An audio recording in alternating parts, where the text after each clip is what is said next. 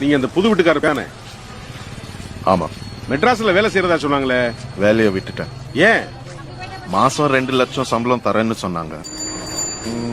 பிடிக்கல. மாசம் 2 லட்சம் ரூபாய் சம்பளம் வேணாமா? அப்புறம் இனிமே இங்கதான். இங்கயா? இங்க என்ன பண்ண போறீங்க? விவசாயம். என்ன தம்பி, என்ன செய்யறோம்னு தெரிஞ்சுதான் செய்றீங்களா? இல்ல லட்சக்கணக்கில் சம்பளம் வாங்குற வேலையை விட்டு விவசாயம் பார்த்தா இந்த டிவியில பேட்டி எடுத்து போடுவாங்கல்ல, அதுக்காகவா? அப்பா 8 மணி ஆச்சுப்பா. 8:30 மணிக்கு கரண்ட் போயிரும். மிஷின்ல மாவாட்ட.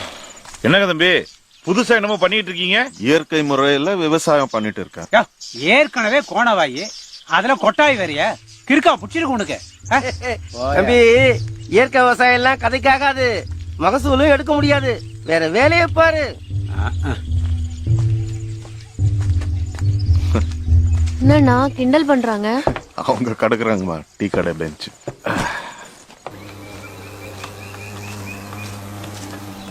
ஏந்திரிங்க தம்பி. தம்பி இருப்பா அங்கே இருப்பா. மருந்து அடிக்கிறான், அந்த பக்கம் வராதீங்க. தெளிக்கும் போதே முகத்தை மூடிக்கிறீங்க. அப்போ இதே சாப்பிடும் போது என்னப்பா பண்றது? லாபம் பார்க்க வேணாமா? போக போக புரியும்.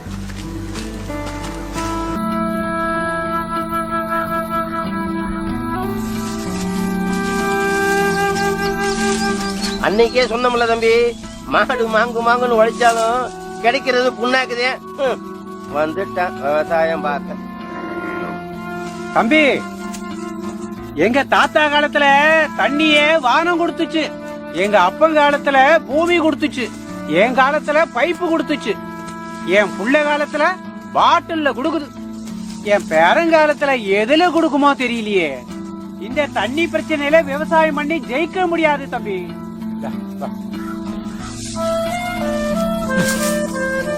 தம்பி இப்போ ஒண்ணும் கெட்டு போகல, உங்க நன்மைக்கு தான் சொல்றேன்.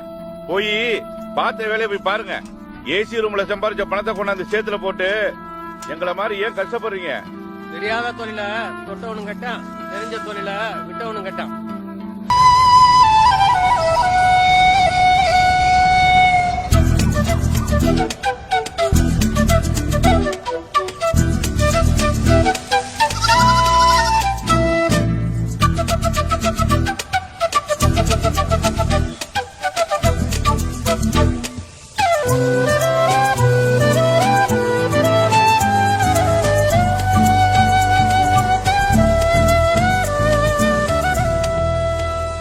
படிச்சவன் தான் நினைச்சத சாதிச்சு விட்டீங்க.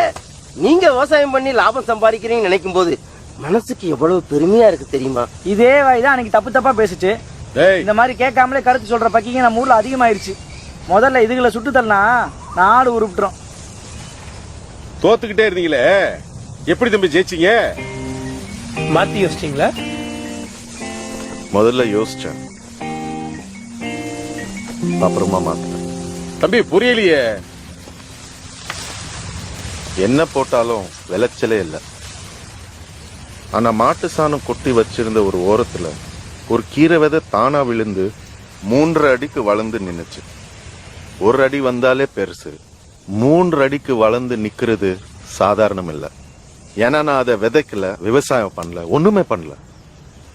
அப்போ இயற்கை நமக்கு ஏதோ சொல்லுதுன்னு மனசுக்குள்ள தோணுச்சு. சும்மா ஒரு நாள் தோண்டி பார்க்கும்போது 2-3 அடியில மாட்டு சாணம் மட்டும் இருந்துச்சு. மத்தபடி இந்த மண்ணுல ஒண்ணுமே இல்ல. உடனே 30 சதுர அடிக்கு ஒரு பாத்திய கட்டி அதுல 3 அன்னக்கூட ஏறுவை கொண்டு போய் போட்டேன். அது மேல வெந்தய கீரையை விதைச்சேன். முன்னாடி 4 சதுர அடிக்கு 1 கட்டு கீரை தான் கிடைக்கும். இப்போ 1 சதுர அடிக்கு 4 கட்டு கிடைச்சது. 30 அடிக்கு 500 ரூபா, லாபம் 300 ரூபா. இப்படி ஒவ்வொரு விதையா படிச்சு டெஸ்ட் பண்ண ஆரம்பிச்சேன். இப்ப இது ஒருங்கிணைந்த பண்ணையமா மாறி. என்ன தம்பி, வயலும் வாழ்வு மாதிரி பாடம் நடத்திட்டீங்க? எனக்கும் அப்படித்தான் இருந்துச்சு. வெரி சாரி தம்பி, மொத்த லாபம் எவ்வளவு கிடைக்கும்? மாசத்துக்கு 1 லட்சம் மேல. ஏன் தம்பி, இயற்கை முறையில விவசாயம் பண்ணா இவ்வளவு லாபம் கிடைக்குமா? ஏன் முடியாது? இயற்கை முறையில விவசாயம் பண்றதுக்கு மண்ணை பதப்படுத்தணும். அதுக்கே 2 வருஷம் ஆகும். அப்படியா? அது வரைக்கும் பல்ல கடிச்சிட்டு இருந்தோம்னா எல்லாருமே எந்திரிச்சிடலாம். இன்னைக்கு ஐடி லெவல்ல வேலை பார்க்கறவன் தான் மாசத்துக்கு 1 லட்சம் சம்பாதிக்கிறான். இனிமே விவசாயம் பண்றவன் தான் அப்படி சம்பாதிப்பான்.